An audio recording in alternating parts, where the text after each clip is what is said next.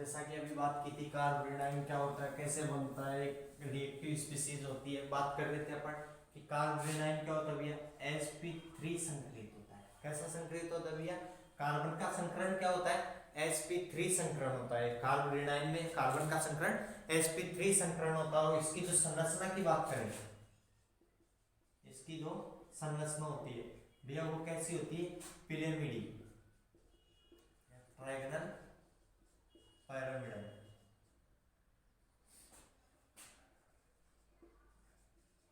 मतलब त्रिकोणीय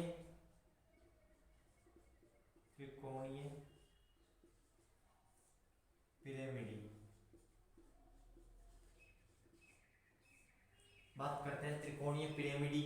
इसको बोल सकता हूं मैं, आपने अमोनिया की स्ट्रक्चर देखी है, जस्ट लाइक अमोनिया या just like NH3, same to same पिरामिडी स्ट्रक्चर होती है कार्बोरेनाइन की। अब बात करते हैं कि अपन कार्बोरेनाइन की कक्षीय संरचना, जब कार्बोरेनाइन की कक्षीय संरचना की बात करते हैं तो sp3 संकरण है, तो कार्बन परमाणु क्या बनाता है, ये 4 sp3 कक्षक बनाता है। कार्बन क्या बनाता है, 4 sp3 संकरित कक्षक बनाता है। उनमें से 3 तो क्या करते हैं भैया, 3 sp3 संकरित कक्षक तो क्या कर लेते हैं, एक एक सिग्मा बंध का निर्माण कर लेते हैं। मतलब 3 संकरित कक्षक, 3 sp3 संकरित कक्षक 3 सिग्मा बंधों का निर्माण करते हैं। एवं एक संकरित कक्षक में क्या उपस्थित होते हैं भैया, लोन पेयर। एक संकरित कक्षक में क्या उपस्थित होते हैं, लोन पेयर। और कार्बन पर कौन सा आवेश होता है, नेगेटिव चार्ज होता है। और कार्बन पर कौन सा आवेश होता है भैया, ऋणावेश उपस्थित होता है। अब अपन बात करते हैं कि क्या इसके प्रकार, जैसे अपन ने कार्बोकेटाइन में बात की थी, वैसे ही क्या होंगे भैया कार्ब एनाइन में, वैसे ही क्या होंगे भैया कार्ब एनाइन में के भी प्रकार होते हैं, वही 1 डिग्री 2 डिग्री 3 डिग्री, एलिलिक और बेंजिलिक। यही बात की थी अपन ने, बेंजिल बात करते हैं, इसके अंदर भी वही प्रकार होंगे कि प्राथमिक कार्ब एनाइन या 1 डिग्री कार्ब एनाइन, कार्बोरेनाइन। वही 1 डिग्री का मतलब क्या है भैया, कि वो कार्बन जिस पर क्या उपस्थित हो, ऋणावेश उपस्थित हो। वो कितने कार्बन परमाणुओं से यदि जुड़ा हो, अगर एक कार्बन परमाणु से वह कार्बन जुड़ा हो तो अपन क्या कहलाते हैं भैया, वो 1 डिग्री कार्बोरेनाइन कहलाता है। मतलब कि नेगेटिव चार्ज वाला कार्बन कितने कार्बन परमाणु से जुड़ा होना चाहिए, एक कार्बन परमाणु से। जैसे ये CH3 CH2 CH2 नेगेटिव। कई बार ऐसे एग्जांपल को देख के अपने को फीलिंग आती है कि भैया ये तो 2 डिग्री होना चाहिए या 3 डिग्री होना चाहिए।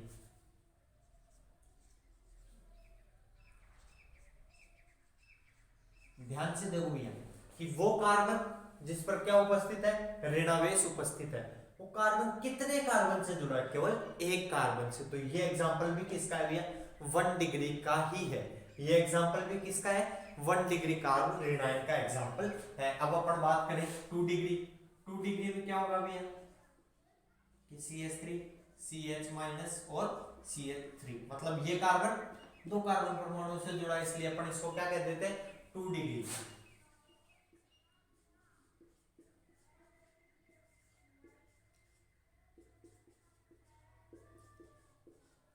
ये कार्बन भी क्या कहलाएगा भैया, 2 डिग्री। क्यों, क्योंकि भैया ये कार्बन तो इससे और इससे जुड़ रहा है, इनका क्या है, कितने से जुड़ा है अपने को तो केवल किसको देखना है, इस कार्बन को।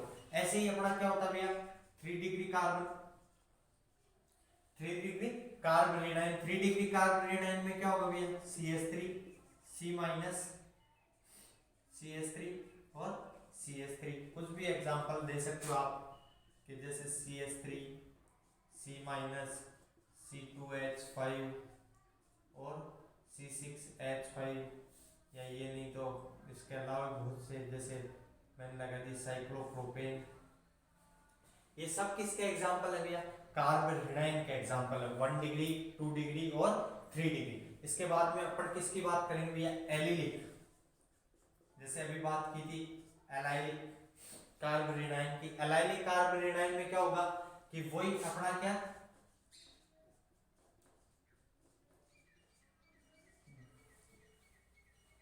कार्बोरेनाइन वाला कार्बन जिस कार्बन पर क्या ऋणावेश उपस्थित है, वह कार्बन किससे जुड़ा हो, वह कार्बन किससे, या तो sp2 कार्बन बोलूं या अगला उसके क्या हो, डबल बॉन्ड से जुड़ा हो, वो किससे जुड़ा हो, द्विबंध से जुड़ा हो या sp2 कार्बन से जुड़ा हो, तो अपन क्या कहते थे भैया उसको, एलिलिक कार्ब रेनाइन। एलिलिक कार्ब रेनाइन में क्या भैया आपको रेजोनेंस दिख रहा है, देखो नेगेटिव का मतलब इसके पास इलेक्ट्रॉन है, जैसे ये यहाँ आए, इस कार्बन की वैलेंसी बढ़ी तो इसने इन इलेक्ट्रॉनों को यहाँ शिफ्ट कर दिया, CH2 negative, CH double bond CH2, तो यहाँ क्या हो रहा है भैया, इलेक्ट्रॉनों का डीलोकलाइजेशन हो रहा है, इलेक्ट्रॉनों का क्या हो रहा है, विस्थानीकरण हो रहा है, यहाँ क्या हो रहा है भैया, इलेक्ट्रॉनों का क्या हो रहा है, विस्थानीकरण, डीलोकलाइजेशन हो रहा है। इसके आगे अपन बात करेंगे लास्ट एक और, अपन पिछले में भी पढ़ के थे क्या, बेंजिल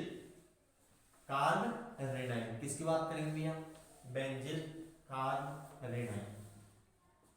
बेंजिल कार्ब रेनाइन का मतलब कि देखो भैया, इसको अपन क्या कहते हैं, बेंजिल कार्ब, बेंजिल कार्ब रेनाइन क्या होगा, CH2 ऊपर वही माइनस,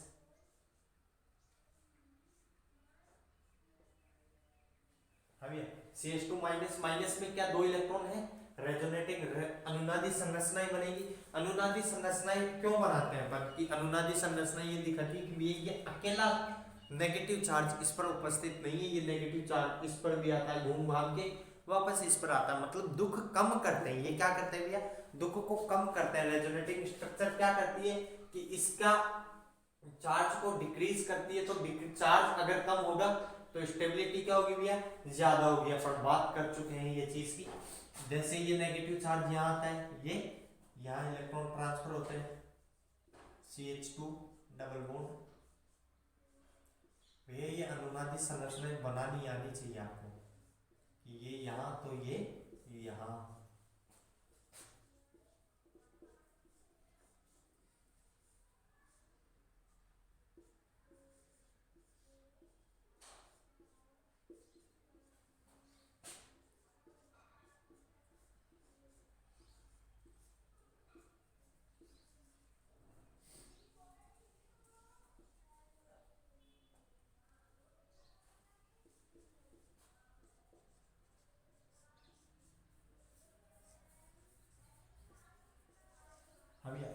देख रहे हो आप अनुनादी संरचना, ऑर्थो और पैरा पोजीशन पे कौन सा चार्ज आ रहा है भैया, नेगेटिव चार्ज आ रहा है, ऑर्थो और पैरा पोजीशन पे कौन सा चार्ज आ रहा है, ऋणावेश आ रहा है। इसका मतलब ये कौन सी इस प्रकार की संरचनाएं दर्शाती है कि अपन बेंजीन रिंग पर क्या लगा रहे हैं भैया, इलेक्ट्रॉन रिलीजिंग समूह, इलेक्ट्रॉन दाता परमाणु लगा रहे हैं, प्रकार क्या लगा रहे हैं, इलेक्ट्रॉन दाता परमाणु लगा रहे हैं।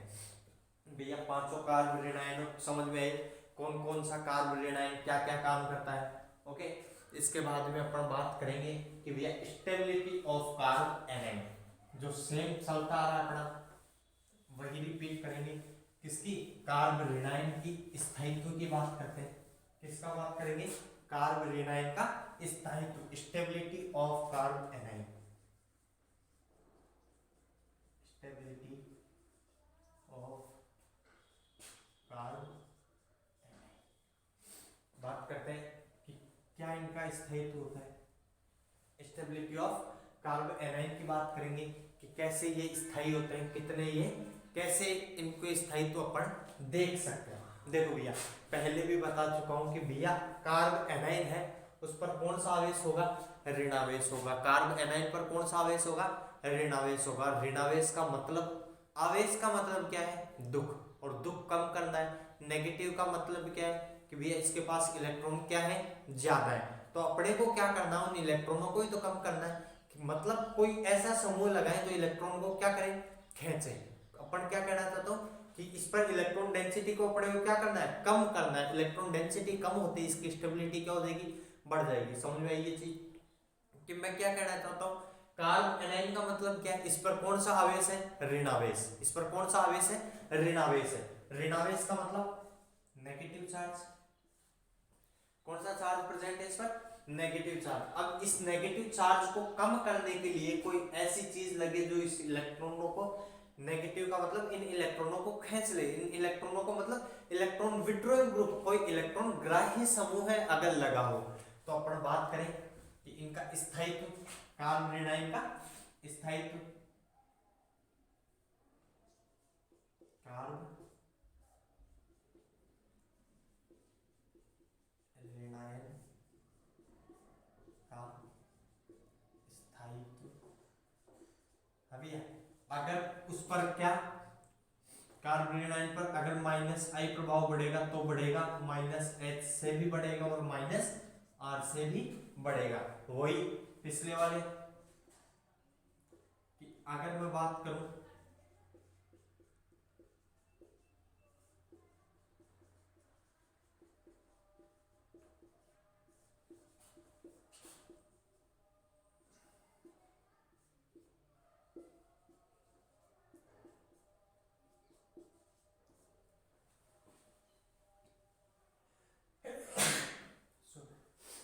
देखो क्या हो रहा है, कार्ब रेनाइन का स्थायित्व, कार्ब रेनाइन का स्थायित्व मतलब क्या है, उसमें तो क्या हो रहा था, कार्ब धनायन का स्थायित्व इनको बढ़ाने से बढ़ता है, मतलब ये क्या कर रहे थे, इलेक्ट्रॉन डोनेट करने थे और ये क्या करते हैं भैया, इलेक्ट्रॉन खींचते हैं। तो क्या मैं इनको एक प्रकार से इलेक्ट्रॉन विड्रॉइंग ग्रुप बोल सकता हूं।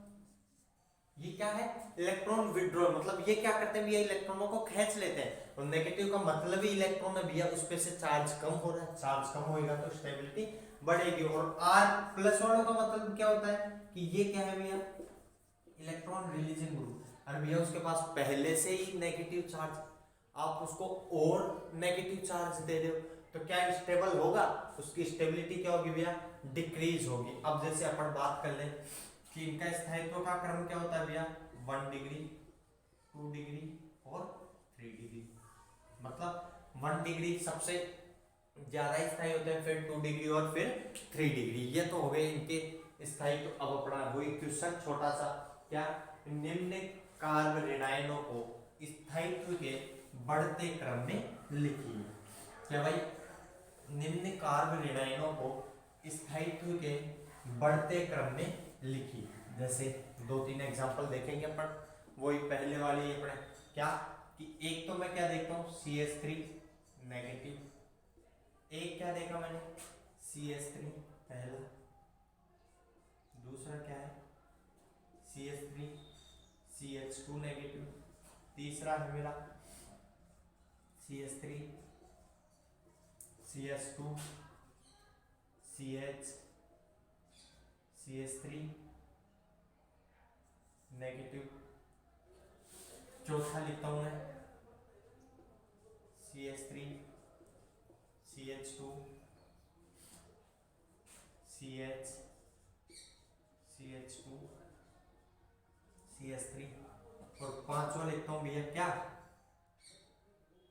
CH3 C। सबसे पहले तो इनमें देख लो 1 डिग्री 2 डिग्री 3 डिग्री और 0 डिग्री। 0 डिग्री का मतलब कि उस कार्बन से कोई कार्बन जुड़ा नहीं होना चाहिए, उसको अपन क्या कह देते हैं, सिंपली 0 डिग्री कह देते हैं। ठीक है, अब अपन बात करते हैं कि भैया जो 0 डिग्री है वो सबसे ज्यादा स्टेबल होगा। क्यों कि जैसे अपन बात कर ले इसकी CH3 साइड में देखा, कार्बन हाइड्रोजन हाइड्रोजन हाइड्रोजन और ये नेगेटिव चार्ज, ये स्ट्रक्चर है।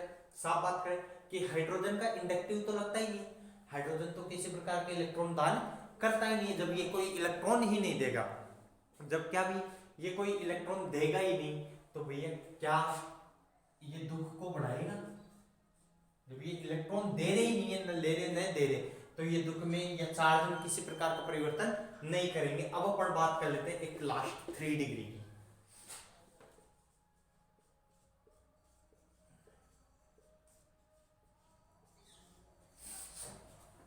भाई इसमें क्या है कि भैया मैं भी दूंगा, ये कहता है मैं भी दूंगा, ये कह रहा है मैं भी दूंगा, तीनों का प्लस आई लग रहा है, मतलब तीनों क्या कर रहे हैं, इलेक्ट्रॉनों का दान कर रहे हैं। तीनों क्या करेंगे भैया कि मैं भी इलेक्ट्रॉन दे रहा हूं, तू भी दे और तू भी दे। तो भैया इसके पास पहले ही माइनस है, ये भी दे रहा है, ये भी दे रहा है, ये भी दे रहा है, माइनस चार्ज और बढ़ा, और चार्ज बढ़ा का मतलब दुख बढ़ा, और दुख बढ़ा तो भैया क्या स्थायित्व कम हुआ, यहाँ क्या होगा, सबसे लीस्ट स्टेबल कौन सा होता है भैया, 3 डिग्री। आप लिख लेंगे स्टेबिलिटी का ऑर्डर क्या होता है इनका, लिख लिया आपने। 3 डिग्री कौन सा है, तो पांचवा सबसे क्या हुआ भैया, लेस स्टेबल। उसके बाद में 2 डिग्री, ये भी 2 डिग्री और ये भी 2 डिग्री। इन दोनों में से ज्यादा स्टेबल कौन होगा, या इन दोनों में से ज्यादा स्टेबल कौन होगा जिसके ऊपर चार्ज कम होगा। यहां भैया क्या कह रहा है कि एक इथाइल ग्रुप, 2 इथाइल ग्रुप। यहां क्या है, एक इथाइल ग्रुप दे रहा है, एक मिथाइल ग्रुप दे रहा है। अब अपने को पता है कि जैसे जैसे हाइड्रोकार्बन के नंबर बढ़ते हैं, चेन बढ़ती है अपनी, क्या प्लस आई का मान बढ़ता है। तो यहाँ ये तो वैल्यू सेम है, ये तो क्या है कॉमन चीज है। यहाँ ये इथाइल है, एक मिथाइल है। अपने को पता है इथाइल का प्लस आई ज्यादा लगता है, मतलब ये क्या करेगा, चार्ज को बढ़ाएगा। चार्ज बढ़ा तो दुख बढ़ा, दुख बढ़ा तो स्थायित्व घटा। इसके बाद में 4, 4 के बाद में भैया 3, 3 के बाद में भैया 2 तो 1 डिग्री और फिर 1, मतलब सबसे स्थायी कौन हुआ, ये अपना क्या आ गया, स्थायित्व का बढ़ता क्रम उतार लो। इसके बाद में अपनी एक और क्वेश्चन है,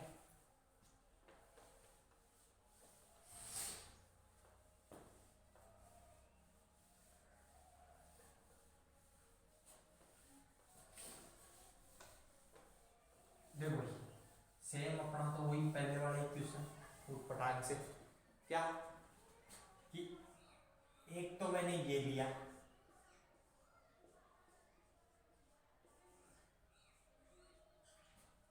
दूसरा मैंने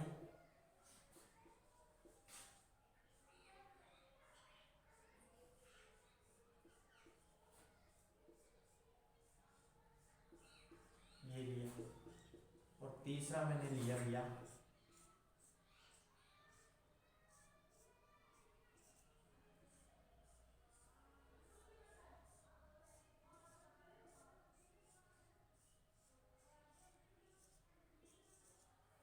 हाँ भाई, सबसे ज्यादा रेजोनेंस किस में है, सबसे ज्यादा रेजोनेंस या अनुनाद की बात करें तो सबसे ज्यादा अनुनाद इस वाली में। क्यों, क्योंकि ये माइनस इस पे भी आएगा, इस पर भी आएगा, इस पर भी आएगा, इस पर भी, इस पर भी, इस पर भी, इस पर भी, इस पर भी और इस पर भी। अपन देख के आए रेजोनेटिंग स्ट्रक्चर, अनुनादी संरचना।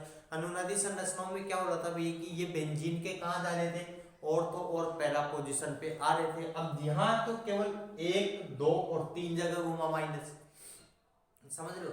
यहाँ 1, 2, 3, सॉरी 1, 2, 3, 1, 2, 3, मतलब 3 जगह इसकी, 3, 6 जगह घूम गया। यहाँ सबसे ज्यादा डीलोकलाइजेशन हुआ, मतलब क्या हो रहा है कि भैया माइनस या ऋणावेश का, ऋणावेश का विस्थानीकरण, ऋणावेश का विस्थानीकरण क्या हो रहा है भैया, इंक्रीज हो रहा है। क्या भैया, नेगेटिव चार्ज का डीलोकलाइजेशन क्या हो रहा है, बढ़ रहा है। अगर ये बढ़ रहा है तो इस पर आवेश, ऋणावेश क्या हो रहा है भैया, ऋणावेश का मान डिक्रीज हो रहा है, साफ बात है। और अपन पढ़ के हैं कि अगर आवेश कम तो स्थायित्व क्या होगा, स्थायित्व क्या होगा भैया, बढ़ जाएगा।